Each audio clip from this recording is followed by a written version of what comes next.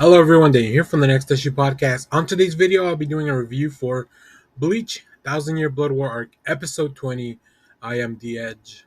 This episode covers the most manga material we've seen in an episode yet in this adaptation. 571 through 579, a little bit of 579, most of it, like maybe about half of it. There's a lot of really cool things to talk about, so I'm just kind of going into detail using the events of the episodes to kind of highlight some of those points. So there will be spoilers ahead, so make sure you've seen the episode. First of all, we catch up with Yachiro and Isane against Guanel, who we saw the vanishing point, the Stern Ritter who kind of vanishes, and I really enjoy so that part of the episode I have forgotten, like that part of the manga I kind of forgot, like how this was going to play out. All I knew is that we were going to get a big surprise, right?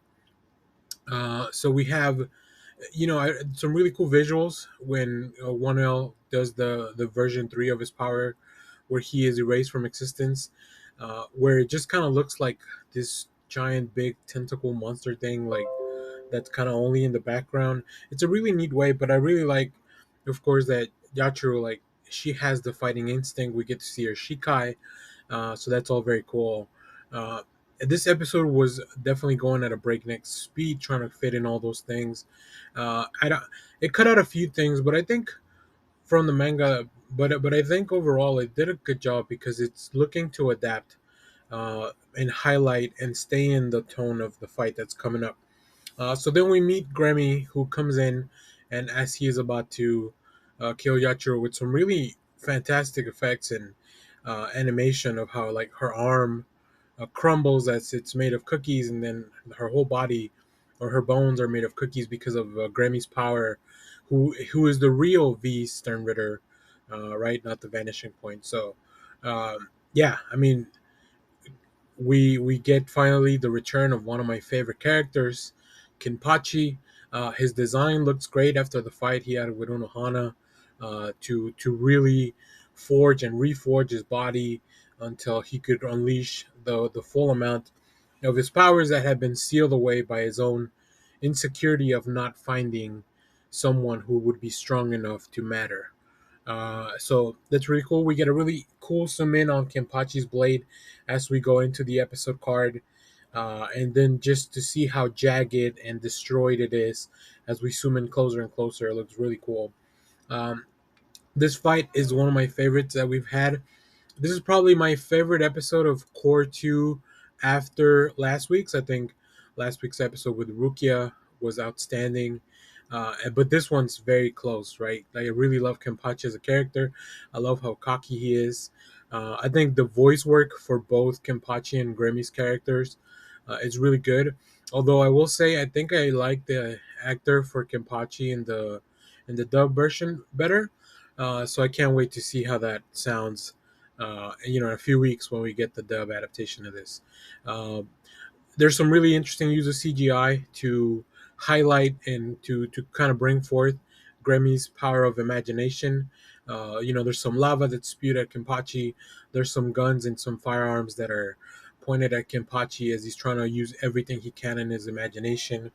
And it's a really interesting power to explore, but it could have been very wasted, and I feel like it could have gone very wrong. But I think Kubo and the story and that everybody working on this like really found a good way to highlight how this power of imagination can go. I really like that the fight is streamlined and focused on them.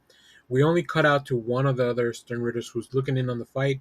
I know in the manga there's a few reactions later on when we get the meteor scene from all over the place, from different Shinigami and different Stern Ritter and even Yuobach and stuff. So, but I'm okay with them omitting that because first of all, it would have taken attention away from the main fight, and I think also would have been distracting and maybe not allow them to fit everything they did. So, although I wish they had kind of gone through the credits on this one like they did last week, I think that would have been good to keep the momentum going. But we'll talk about that in a second.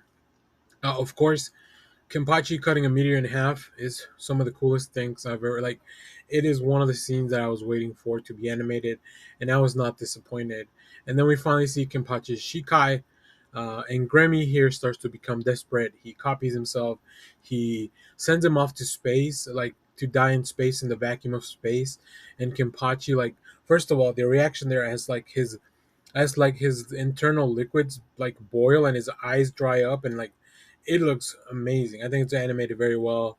uh, and the music, just as it switches back and forth between like the theme of the Stern Ritter and the fight, and then whenever Kenpachi is kind of fighting back, we get those guitar riffs that really that represent Kenpachi.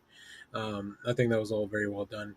And then we finally get to the end of the fight. Grammy's defeated, and he has an after credit scene, which this is the part I wish they had just kind of kept going through the credits, or maybe just even leave it as before the credits and then not do an after credit scene.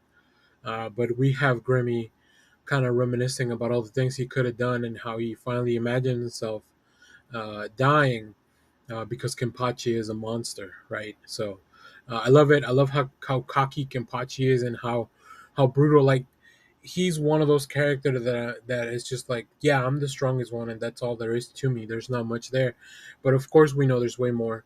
Now that Kenpachi has a Shikai, there's much more to look forward to, and Kenpachi's been on the list of those individuals that could present trouble for Yuhobach, right? Like Ichigo and Aizen. So I'm very excited to see how this plays out next. We know Ichigo is coming back to the Soul Society, making his way down Snake Way Road, if you will. So yeah, very excited for all that. Another great episode. I really think Core 2 has been a lot of fun. There's only been one episode that left me kind of like a little bit wanting, but other than that, this has been really fun to kind of follow along. So as always, thanks for watching, everyone. Remember to share, like, subscribe, hit the bell so you know when we go live. That is most Saturdays, 10 a.m. Central Standard Time. Stay tuned. We have more comic reviews, trailer reactions, TV recaps, all that fun stuff here in the channel. Thanks for watching, everyone. Bye bye.